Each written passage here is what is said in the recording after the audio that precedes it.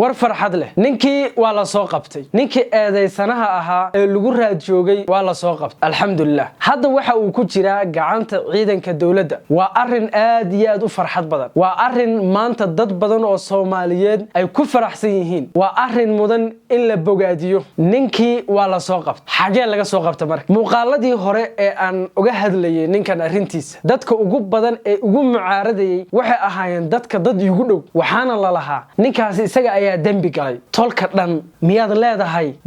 waa u eedeysan yihiin anigu ma oran tolka dhan baa u eedeysan ma oran waxaan la hadlayay dadka cuqaasha ah ee reer Xaaji Saleebaan dadka matala ayaa la hadlayay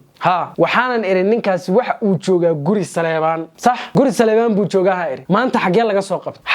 qabtay waxa laga soo qabtay magaalo la yiraahdo Caad oo u dhaxaysa Xardheere iyo Camaaro u dhaxaysa yaa degan reer Xaaji Saleebaan baa degan reer Xaaji Saleebaan baa magaaladaas degan halkaasuna ku dhuumaalaysanay waxa alxamdulillah in reer Xaaji Saleebaan maanta ninkii ay gacanta ku soo dhigeen oo iyagu ay keeneen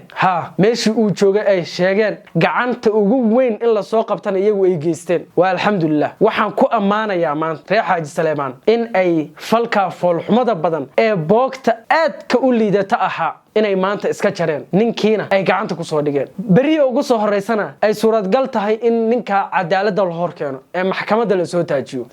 haddan idin sheegaya tolkay haddii uu dhib geysto qof ka mid ah hadduu dhib geysto ugu aaba yeeli maayo mana qarinayo waxaan leeyahay ka jooga haddii iyaga dhib loo geystana waan u doodayaa waxaa la yiri walaalka nabigu sallallahu alayhi wasallam waxa uu yiri walaalka u hiili laba mar u hiili hadduu gardaran yahay u hiili haddii laga gardaran yahay u hiili hadduu gardaran yahay waxa tira walaalo waad gardaranta waxaan aad sameynaysaa wax aad mudan tahay maaha ka joog wayna u nasteexaysaa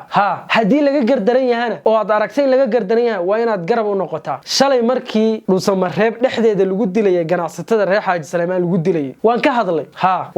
waxaan iri qalad baa lagu dilay arinta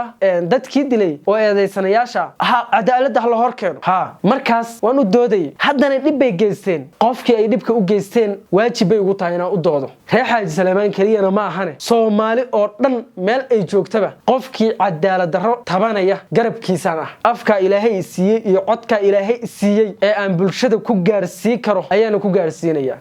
ugu eexamaayo ugu gardaroon maayo isku haleyn kale ma jirto Soomaali baan wax ku ah aniga dadka Soomaaliyeed baan wax ku ah iyagana u dhaxeeya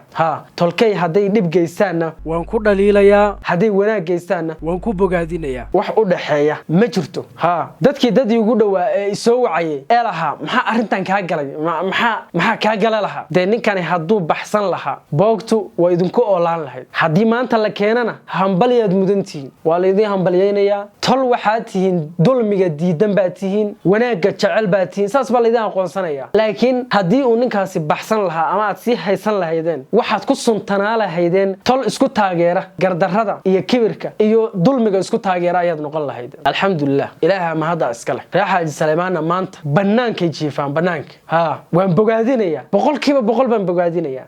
waa dad gob ah waa dad maaragtay Ilaahay kuma samadideed dulmiga aan isku taageerin ninkii dulmiga geystay ee baxsaday ee calooshooda ku dhex baxsaday ee ku dhuumaalaysanayay Caad oo ah calooshoodii oo iyaga ay degan yihiin inay iska soo saareen waa farxad weyn waana ugu hambalyeynaya raadintiisu waxay socotay 3 maalin jimcihii sabtigii axadii maanta oo isniinana waa la soo qabtay inta way lagu raad joogay taliyaha gobolka Banaadir booliska waxa uu lahaa ninka waa la soo qabanaya waa la soo qabtay cid kasta oo ku garab siisay in ninka uu baxsadana iyadana waa la soo qabanaya haddii marka reer Xaaji Saleebaan ay sida u eed bixeen eedda had taagan ee laga tirsanaya ninkan waxa laga yaabaa inay halka ku ekaan oo ay sii socoto qabaa'il kala dhexdooda ay ka dhacdo waxaan ogaan doonaa sida loola tacaamulo sida loola tacaamulo ayaan ogaan doonaa ninkana sharciga baa la keenayaa gabadhii sida aan maqlay wali lama aasin cadaaladda in lagu fuliyo kheerkiisa baa la horgeenayaa 3 ayaga u xaq leh 3 ayaga mudan inay sameeyaan inay ninka tiirka geystaan oo ay dilaan ama sida uu u galay dhibkii sida uu geystay asaga loo geysto ama hal toogtay inay geystaan inay diga qaataan iyo in ay cafiyaan 3 ayaga u door leh waxaan door bidaya in cadaaladda la marsiyo si bari aan loogu dhiiran in haween Soomaaliyeed dib loo geysto ugu dambeyntii waxaan u tacsiyeynayaa ehelkii ay gabadhani ka baxday oo ay ka geeriyootay dhammaan ummadda Soomaaliyeed bay ka baxday waa gabar Soomaaliyeed waxaan leeyahay samir iyo iimaan ilaahay subxaanahu wa tacaala ha idinka siiyo iyadana qabrigeedii dulmi baa lagu dilay ilaahay ha waasiciyo caruurteediina waa caruur agoon ah oo rajaya ah ha laga warqabo iyagana qalbiga Allah u qaboojiyo insha Allah ta'ala qeyr bay noqonaysaa ninkiina waa la soo qabtay maxkamadda la horkeeni doonaa waxaan sugnahay waa isagoo maxkamadda taagan insha Allah ta'ala waana guul weyn oo la gaaray wassalaamu calaykum wa rahmatullahi wa barakatuh